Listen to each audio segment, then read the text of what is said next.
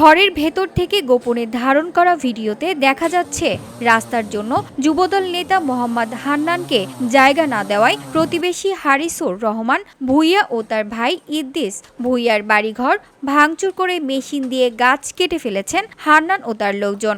ঘটনাটি কিশোরগঞ্জের কটিয়াদী উপজেলার বনগ্রাম পশ্চিমপাড়া এলাকায় গত ৫ অক্টোবর সকালের দিকে।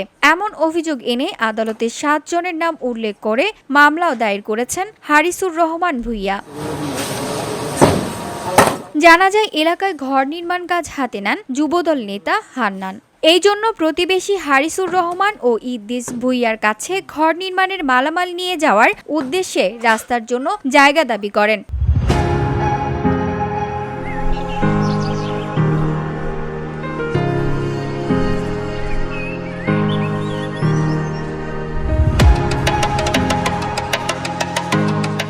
কথা মতো জায়গা দেওয়া হলে দীর্ঘদিন অতিবাহিত হওয়ায় পরবর্তীতে রাস্তা বন্ধ করে দেয়। এতেই ক্ষিপ্ত হয়ে ভুক্তভোগীদের বাড়িঘর গত ১ অক্টোবর রাতের অন্ধকারে হামলা করে হান্নান ও তার লোকজন। এতেও ক্ষান্ত না হয়ে ৫ অক্টোবর বাড়িঘর ভাঙচুর ও গাছ কেটে ফেলেন যুবদল নেতা হান্নান। তারা শক্তি নিয়ে তারা করবে, তারা রাতারাতি করে তারা বাড়ির পিছনে বিল্ডিং তুলবো, আমার বাড়ি ভাঙিয়া আমার বাড়ির উপর যে রাস্তা নিব, এটা তাদের শক্তিবরটা দেখেন। আমরা তো আর শক্তি দেখাইতে পারছি না, যার জন্য তারা এই শক্তি ব্যবহার করে তারা এই ধরনের করছে, সন্ত্রাসী কার্যকলাপ গুলা করছে। তখন পাকা ঘর ধরবে বিদায় ওদেরকে এই যে ছোট ভাই ইদ্দিস মিয়ার কাছ থেকে বললো যে আমরা যতদিন ঘরটা করি ততদিন আমরা কিন্তু মালটা নিব, কোনো রাস্তার ব্যাপার না। পরে দেখা গেল কি দীর্ঘদিন সময় ওইগুলো তো ওনারা বললো তোমরা অনেকদিন ধরে নিতেছ, আর আমরা দিতে পারবো না। এই কথা বলার পরিপ্রেক্ষিতে মানে এই ঘটনার সূত্রপাত। স্বজন ও প্রতিবেশীরা বলছেন হান্নানের এমন অর্থনৈতিক কর্মকাণ্ডে এলাকায় আতঙ্ক ছড়িয়ে পড়েছে। এমনকি অন্যায়ের বিরুদ্ধে কথা বললে হতে হয় মামলার আসামিও।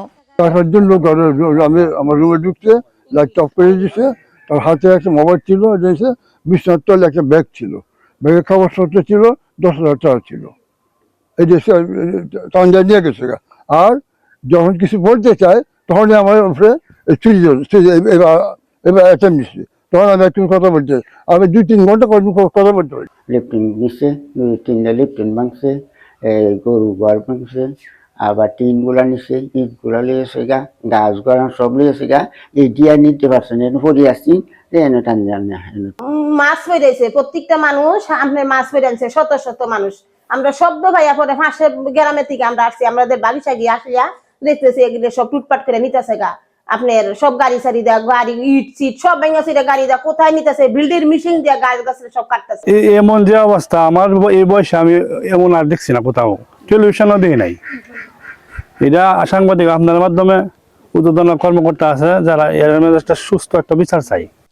অভিযোগ রয়েছে দীর্ঘদিন যাবৎ জায়গা নিয়ে বিরোধ থাকায় সমাধানের জন্য হারিসুর রহমান ভূঁইয়া স্থানীয় উপজেলা নির্বাহী কর্মকর্তার কাছে লিখিত অভিযোগ দায়ের করেন। পরবর্তীতে বনগ্রাম ইউনিয়ন পরিষদের চেয়ারম্যানকে প্রধান করে তদন্তপূর্বক শান্তিপূর্ণ সমাধানের জন্য নির্দেশনাও দেওয়া হয়।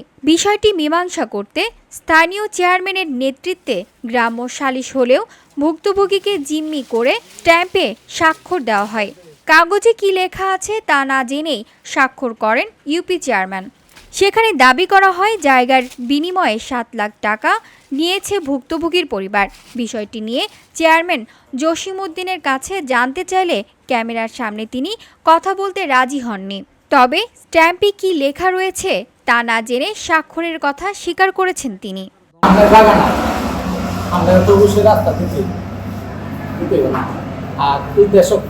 নিজস্ব জায়গা দেখতে চলতে পারে, নিজস্ব জায়গাতে তো কেউ চলতে পারে না, অপরের জায়গা দিয়ে যাইতে কি কথা দেখাতে না। দরবারে সভাপতি ছিলাম, ঠিক আছে, কিন্তু বিষয় গেছে এরা লিখবো কথা আমার সভাপতি জানাচ্ছি, কিন্তু তখন আমরা যেহেতু সভাপতি সেক্রেটারি হচ্ছে ঠিক আছে। আপনি পড়েন নাই কাগজটা? না, কাগজ করছেন। কাগজটা পড়লেন না কেন? কাগজ করছেন যেহেতু সভাপতি সেক্রেটারি মীমাংসা কাগজের লেখা আসলে, কিন্তু আমি ইয়ে করছি পড়েন নাই,